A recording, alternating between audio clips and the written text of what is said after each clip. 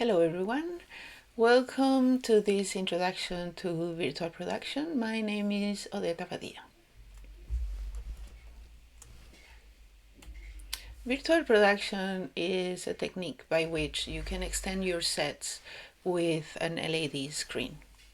Extending sets is something we've been doing since the dawns of cinema. In those days, it was done with matte painting. It's what it's called in-camera VFX. So you're doing some visual effects that you're capturing in camera. So what are we looking at here? Here is just a wonderful example of all these stormtroopers, and nobody knows that it's a matte painting. You just assume that this is a very large set.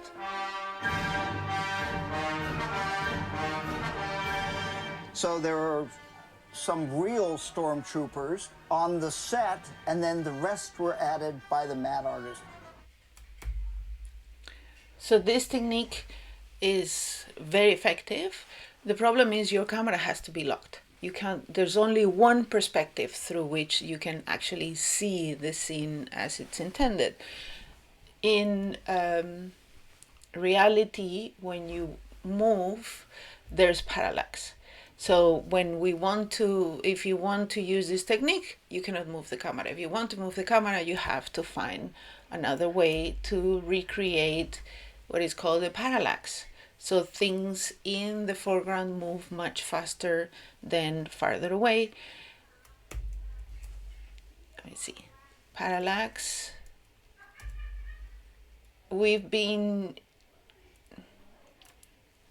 Since then, the technology has advanced a lot. Of course, we introduced the techniques of green screen, and then you could create your virtual environments in VFX where the camera can move and the elements move accordingly.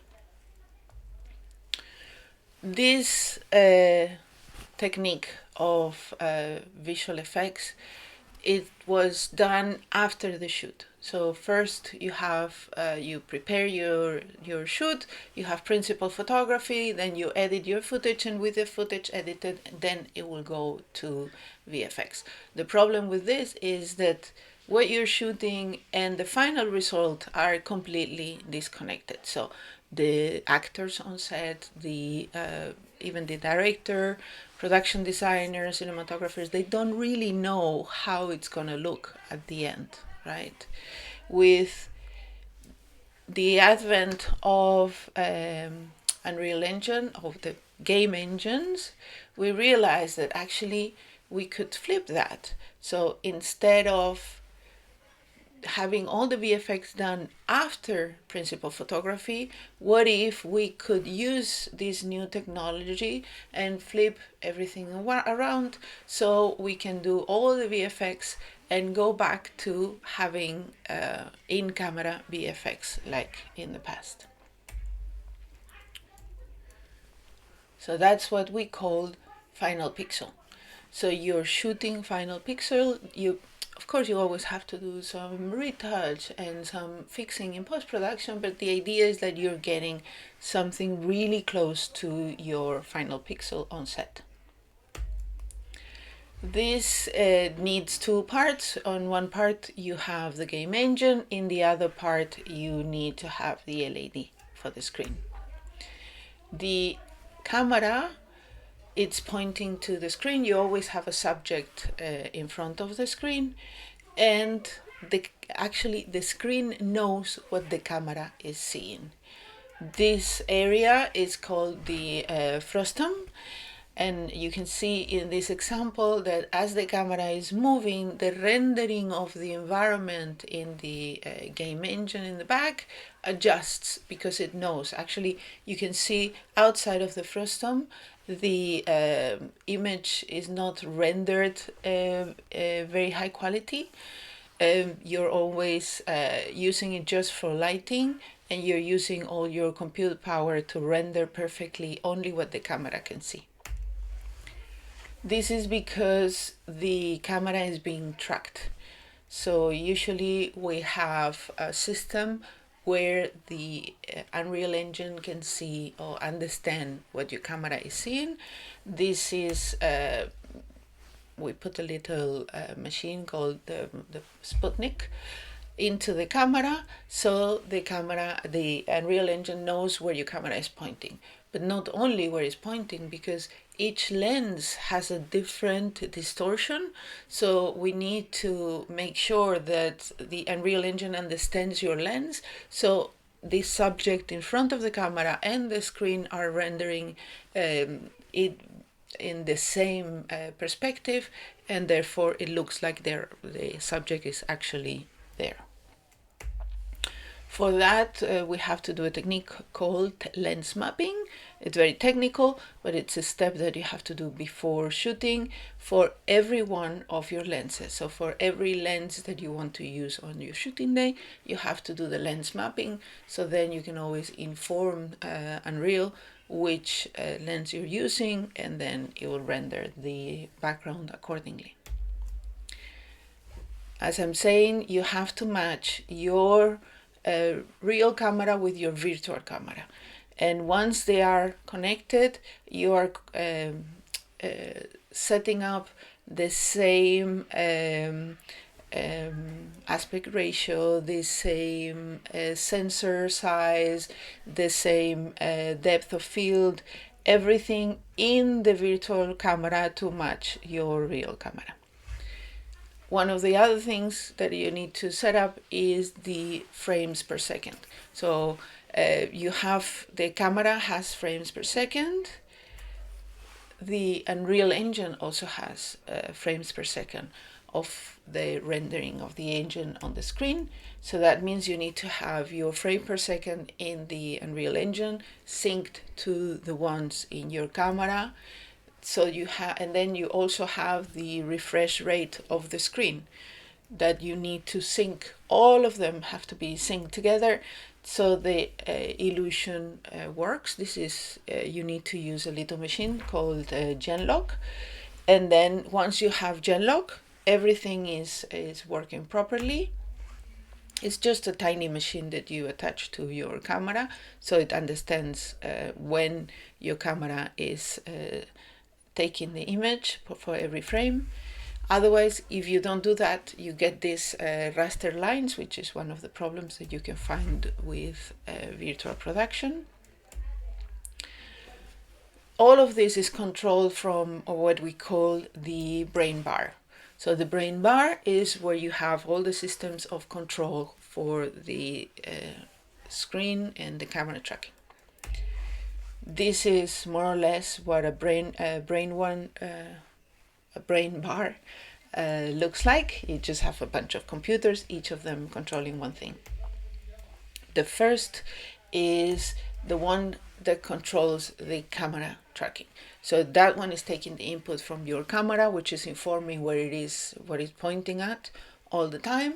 So that signal has to go to the camera tracking system.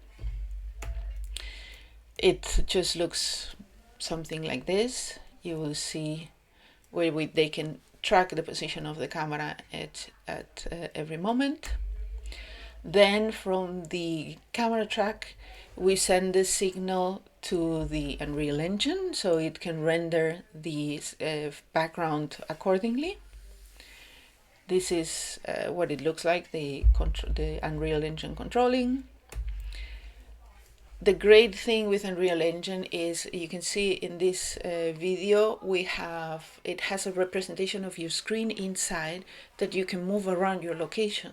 So you can find the position that you want to be using. And also the great thing is because it's a real-time render, it doesn't take much to change the location. You can say just move this wall, move the mountain, change the sun position, so you can have real control on set to, for the director to change.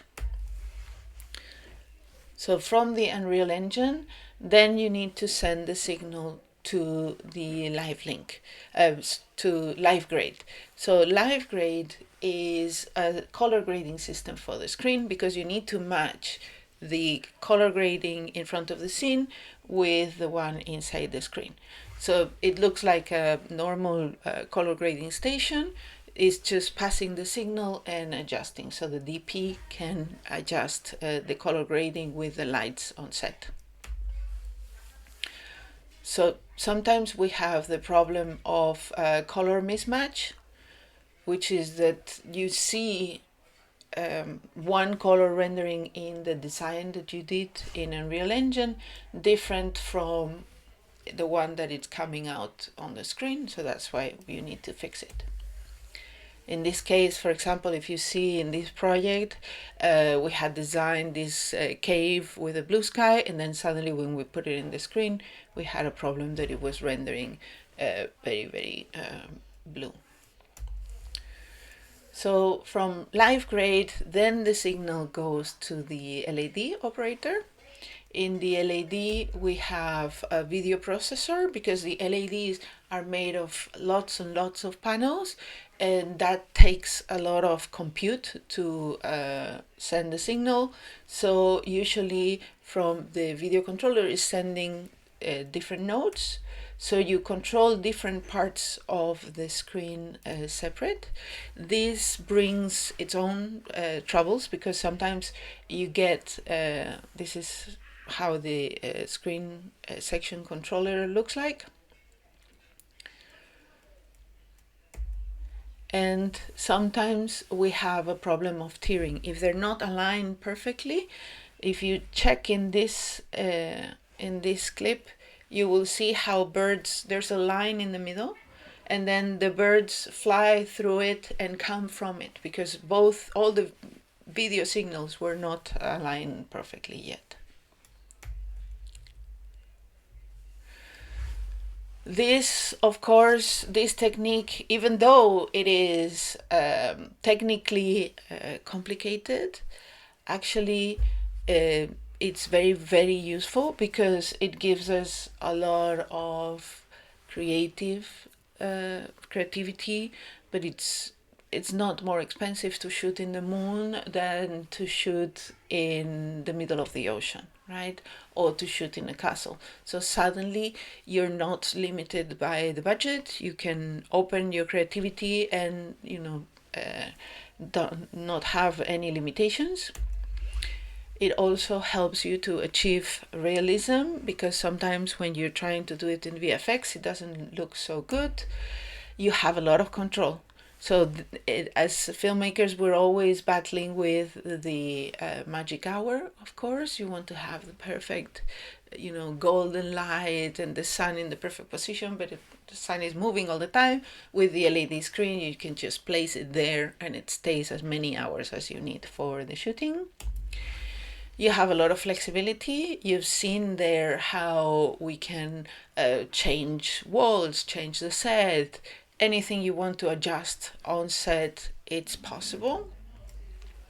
It's very efficient because you can be shooting in a beach in the morning, in the afternoon, you can be in the top of a mountain, or you can be in interior somewhere else without having to travel. You just have to change the foreground. And finally, for safety, of course, if you want to be shooting, in the middle of the ocean with the boats and the crew and the safety, or you're, shooting a climbing scene with the LED screen, you don't have to worry about safety. Everything is very manageable. You don't have to worry about the weather. So I hope this introduction, although brief, gives you an overview of what this technology is, and I am looking forward to seeing you in the workshops next September. Thank you very much.